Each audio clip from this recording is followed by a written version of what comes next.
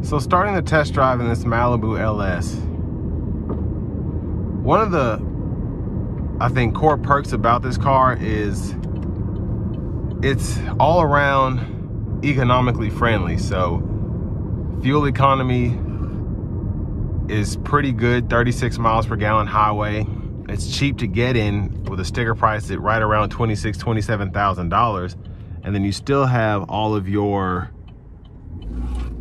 tech features that you could want. You have the backup camera, you have the rear park assist, you have the lane keep assist with lane departure. And then you still have your wireless Apple CarPlay, wireless Android Auto compatibility, which is a huge plus these days because it just allows you to use your phone for all the functions that you're used to having to pay extra for in a vehicle, like XM radio or navigation. We're gonna give it a little pull here.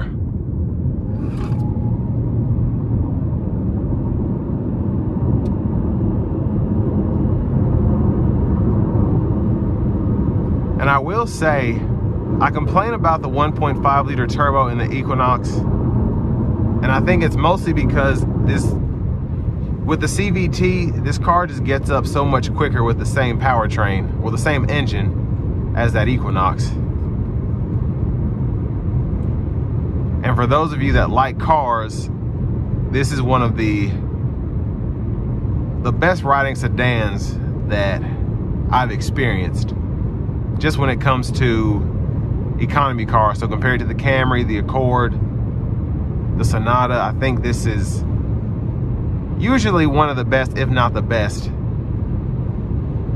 But I also have a lot more experience with the Malibu, like I said earlier, owning two of them. And that was one of the best things about it, especially in the Premier, just because those seats were so comfortable as well. You could heat or cool the front.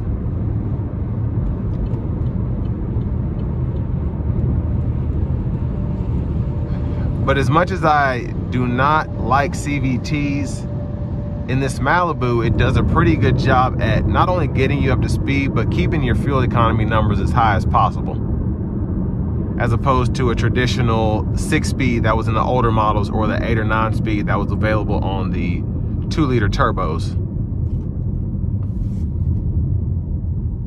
But just a solid driving car. Now, I do feel like cars have gotten more expensive over the years. Specifically in this Malibu, I feel like you used to be able to get an LS for several $1,000s cheaper. But again, with just all the standard safety tech you have in these, I mean, the LS does come standard with the rear park assist now. It comes standard with the lane keeping system, the 8-inch screen, the forward collision alert, where all this stuff used to have to come on the driver confidence package on the Malibus, or you had to get a Premier, and then a lot of the times those didn't have that package either. So you do get a lot for the money, and I think GM has tried to keep these as cheap as possible to keep them relevant, and they're probably doing a pretty good job just compared to everything else. I mean, Sonatas are still around this money. I think Accords and Camrys are still around this money, and of course, Toyota's still having a shortage, so a lot of places are still charging over sticker just to get your hands on them, and they're still bringing crazy money used as well. But I do think, and this is just my opinion, interior wise, I think this is a better interior than the Camry. I think it's a comparable LE model, just from the infotainment system, the gauge cluster, the steering wheel, everything. I just think this is a better option. Now, there's no power seat in this one, but I think you can get it as an option. I know you can get it on the Equinox LS. You can get the convenience package, which gives you the 8-way power seat. But again, if you're just trying to save money and be as friendly to your wallet as you can, this is a fantastic option.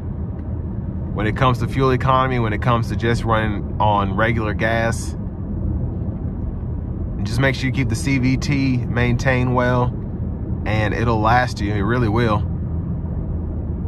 But this also has a lifetime powertrain warranty at Chevrolet Buick GMC of Murfreesboro. So if you keep everything maintained for as long as you own the vehicle, you're covered there.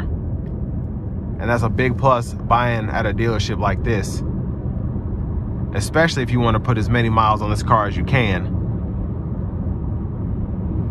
But still a great base model car if you just need something to get from point A to point B and you want a little tech to go along with that. And this will bring me to the end of my review of this 2024 Chevy Malibu in the LS trim level.